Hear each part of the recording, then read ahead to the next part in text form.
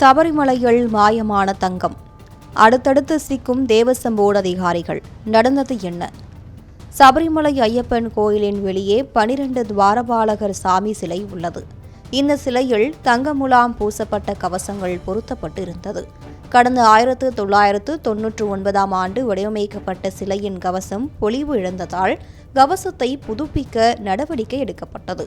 இதற்காக தொழிலதிபர் உன்னிகிருஷ்ணன் தலைமையில் சென்னையில் செயல்படும் ஒரு தனியார் நிறுவனத்திடம் கவசம் ஒப்படைக்கப்பட்டது. அப்போது அந்த கவசத்தின் எடை 42.800 கிலோவாக இருந்தது. பணிகள் முடிந்து சபரிமலைக்கு திரும்ப கொண்டு வரப்பட்ட போது எடை குறைவாக இருந்தது.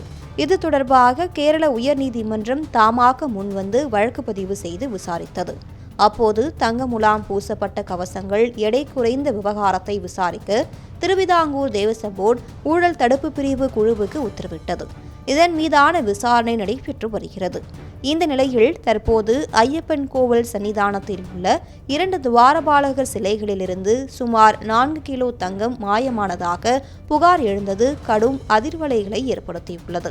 இந்த சிலைகளை மெருகேற்ற சென்னைக்கு கொண்டு வரப்பட்டு மீண்டும் கோவிலுக்கு எடுத்து செல்லப்பட்ட நிலையில் துவாரபாலகர் சிலைகளின் தங்க முலாம் பூசப்பட்ட அடிப்பீடங்கள் காணாமல் போனதாக தங்க தகடுகளை புதுப்பிக்க இடைத்தரகராக செயல்பட்ட உன்னிகிருஷ்ணன் போற்றி என்பவர் புகார் அளித்த நிலையில் அவை அவரின் சகோதரி வீட்டிலிருந்து மீட்கப்பட்டன. இந்த விவகாரம் தொடர்பாக விசாரணை மேற்கொள்ள கேரளா உயர்நீதிமன்ற சிறப்பு விசாரணை குழுவை நியமித்துள்ளது. உயர்நீதிமன்ற உத்தரவின் பேரில் இடைத்தரகராக செயல்பட்ட உன்னிகிருஷ்ணன் மற்றும் தேவசம் போர்டு துணை ஆணையர் முராரி பாபு, திருவிதாங்கூர் தேவசம் வாரிய செயலர் ஜெயஸ்ரீ, செயல் அதிகாரி சதீஷ், நிர்வாக அதிகாரி ஸ்ரீகுமார், முன்னாள் திருவாபரணம் ஆணையர் KS பைஜு உள்ளிட்ட 9 அதிகாரிகள் மீதும் வழக்கு பதிவு செய்யப்பட்டுள்ளது. தேவசம் போர்டு அதிகாரிகளே இந்த கூட்டு கொள்ளையில் ஈடுபட்டிருப்பது வெட்ட வெளிச்சமாகி இருக்கிறது. இதையடுத்து 9 அதிகாரிகள் மீதும் கைது நடவடிக்கை மேற்கொள்ளப்பட இருப்பதாக தெரியவந்துள்ளது. இந்த வழக்கில் சபரிமலையின் மூத்த தந்திரி கண்டரரு ராஜீவருவை சேர்க்க கூட்டு சதி நடந்ததும் தெரியவந்துள்ளது.